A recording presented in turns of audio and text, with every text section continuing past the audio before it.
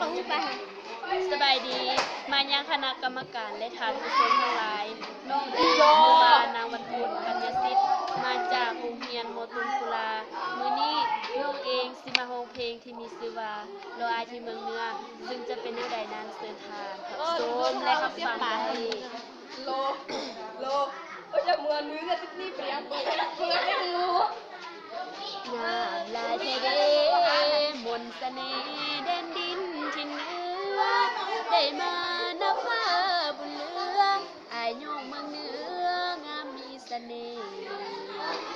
ฝากเสียงเพลงห้องตามสายลมลมด้วยใจว่าเว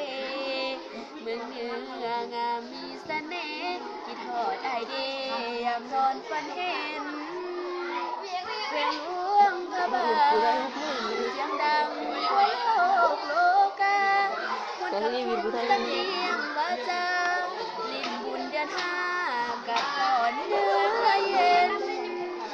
แหวงใส่สมบูรณ์กำลังเพิ่มพูนผลงานให้เห็น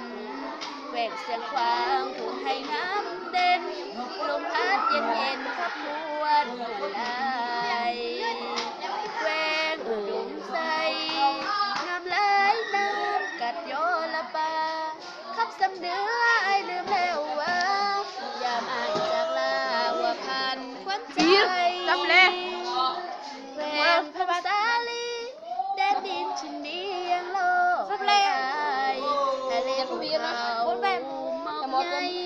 อ่อนซ้อนมาให้แหวงหลวงน้ำทางงามเดโบเดวจากไปแล้วจงมาอีกครั้งผู้บังคับให้อยู่ห่างบางคืนบางครั้งน้องลำน้ำตาสิยาบุรี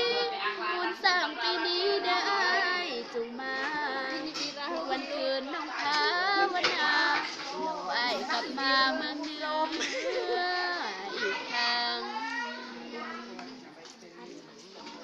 ขอขอบใจถ้าผิดพลาดบันใดก็ขอโทษขออภัยนำเด้อ